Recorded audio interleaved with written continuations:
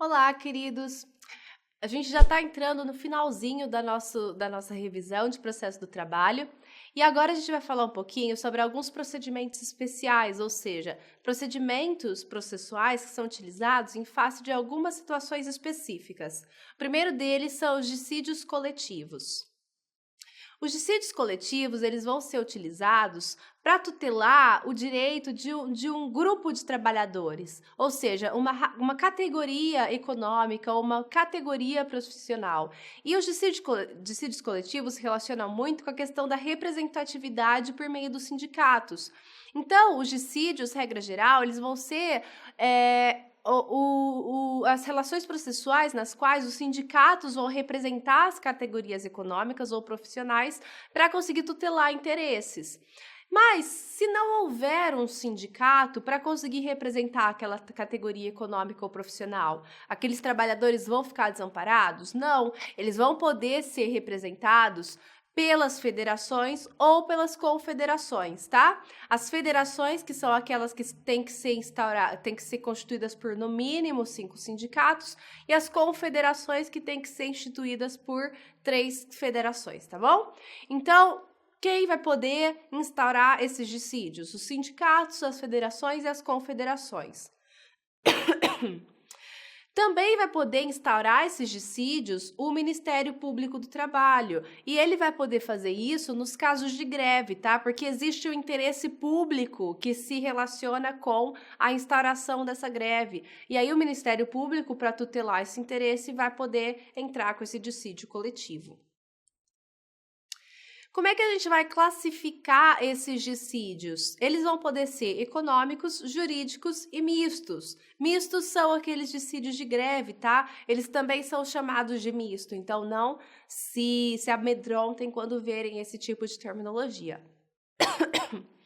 Os econômicos são aqueles que vão objetivar trazer melhores condições de trabalho, ou seja, eles vão criar novas normas de acordo com a realidade econômica, por isso que eles se chamam econômicos. Então, aqueles trabalhadores, eles não têm nenhuma normativa relacionada com aquela situação específica na qual eles vivem. Eles vão poder entrar com uma tentativa de acordo entre empregados e empregadores. Se não der certo, eles vão poder entrar com esse dissídio econômico para tentar normatizar aquela relação, aquela realidade econômica. Os jurídicos, em contrapartida, não se relacionam com a inovação e a formação de normas. Na verdade, vai se relacionar com a interpretação de uma norma que já existe, tá?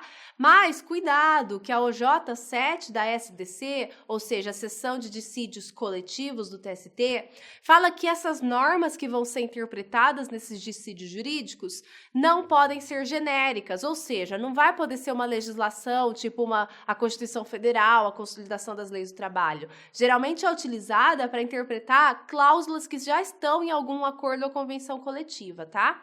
E o misto, por sua vez, que é o dissídio de greve, ele vai servir para interpretar alguma normativa, ou seja, a possibilidade ou não de entrar com a greve, aquela greve é abusiva ou não, então vai ter essa interpretação para começar, e depois se interpretou-se que aquela greve não é abusiva, aí vai poder ter a possibilidade de criação de novas normas de condições de trabalho relacionadas com o impasse que gerou aquela greve. Por isso que se chama dissídio misto, tá? Porque vai trazer elementos do dissídio econômico e elementos do dissídio jurídico. Relacionado com esse dissídio de greve, a gente tem a OJ 10 da SDC, que fala que é incompatível com a declaração de abusividade do movimento de greve o estabelecimento de quaisquer vantagens ou garantias dos seus participantes que assumiram esse risco inerente à utilização desse instrumento de pressão máxima. Então, o que acontece? A greve, na verdade, é a última ratio, ou seja, é o último instrumento instrumento que deve ser utilizado. Primeiro você vai tentar entrar em acordo entre as partes, você vai tentar negociar, você vai tentar entrar com uma arbitragem. Se nada der certo, aí você vai tentar fazer a pressão por meio de greve, tá? Então, a greve ela é efetivamente esse instrumento de pressão máxima. Em virtude disso, ela tem riscos. Por isso que no dissídio misto, que é o dissídio de greve, primeiro, a gente vai interpretar se ela é abusiva ou não, e só depois, se ela não for abusiva, você vai entrar na possibilidade de se instaurar novas normativas relacionadas com esse dissídio. E é isso que a OJ fala. Se ela for abusiva, você não vai ter a possibilidade de se instaurar novas normativas, ok?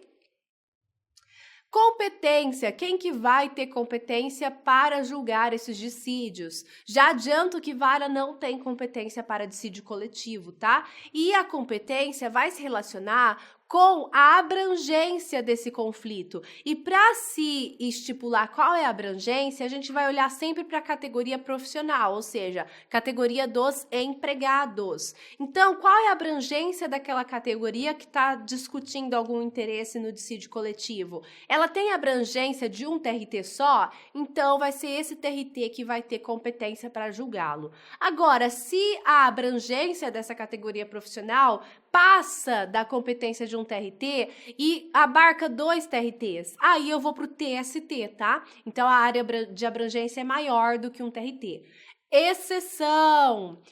No estado de São Paulo, nós temos 2 TRTs. Nós temos o TRT da 2ª região, que é a região da capital e da Baixada Santista, e nós temos a região do TRT da 15ª, que é o interior de São Paulo, que tem sede em Campinas. Então, quando a gente estiver falando desses 2 TRTs, existe essa exceção, porque mesmo que ele abarque competências relacionadas com o TRT da 2ª e com o TRT da 15ª, não vai para o TST. Na verdade, se englobar a competência desses 2 TRTs, vai para o TRT da 2ª região, ele que vai ser o competente, ok? Como é uma exceção, geralmente quando cai competência de dissídio coletivo, é essa regrinha aqui que vai cair, tá bom? Então prestem atenção nela. Quais são os pressupostos processuais desse dissídio? Como a gente já falou anteriormente, o dissídio coletivo ele é um procedimento especial e ele é chamado assim justamente porque ele tem elementos que o diferenciam dos procedimentos normais, tá? E quais são esses elementos? Negociação prévia. O dissídio coletivo ele só vai poder ser instaurado se eu comprovar que eu tentei negociar extrajudicialmente, eu tentei negociar previamente. Eu peguei, se eu for o sindicato profissional, eu tentei me comunicar com aquela empresa ou com o sindicato daquelas empresas para tentar entrar em um acordo. Não deu certo? Aí eu vou para o dissídio, ok? E tem que ter uma autorização em assembleia, ou seja, o dissídio coletivo, quem entra são os sindicatos, as federações, as confederações.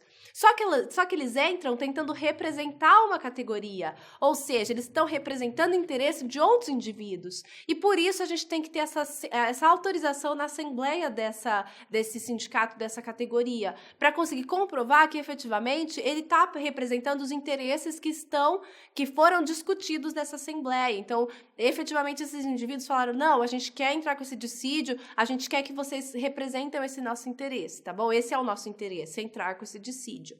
E tem que juntar o edital de convocação da categoria para comprovar que efetivamente não teve nenhuma fraude, ou seja, eu instaurei uma assembleia, mas eu só chamei as pessoas que queriam entrar com o dissídio. Peraí, então eu não estou efetivamente representando os interesses daquela categoria, porque eu só chamei as pessoas que tinham interesse para efetivamente ter autorização. Então eu tenho que comprovar que houve um edital que foi amplamente divulgado e que não teve fraude nessa convocação, tá bom? E o prazo para interpor, cuidado, porque esse prazo para interpor, ele não significa que se passar o prazo eu não posso interpor mais. Ele só significa que a vigência da normativa resultante desse dissídio vai ser modificada. Então, o que o artigo 616 fala? no seu parágrafo 3º, que havendo convenção, acordo ou sentença normativa em vigor, o dissídio coletivo deverá ser instaurado dentro de 60 dias anteriores ao respectivo termo final. Então, eu tenho uma negociação coletiva, uma comissão, acordo ou sentença vigente. Quando eu estiver chegando perto do final da vigência, ou seja, um lapso temporal antes de terminar a vigência de pelo menos 60 dias antes, ou seja, aqui terminou a vigência, eu conto 60 dias antes, eu tenho que entrar no máximo 60 dias antes. Se eu fizer isso, esse novo instrumento coletivo vai entrar em vigência no dia seguinte do final da vigência do instrumento anterior, tá?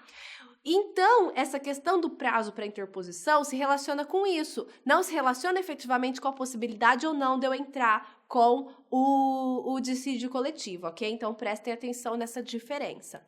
Com isso, a gente termina mais um bloco de revisão.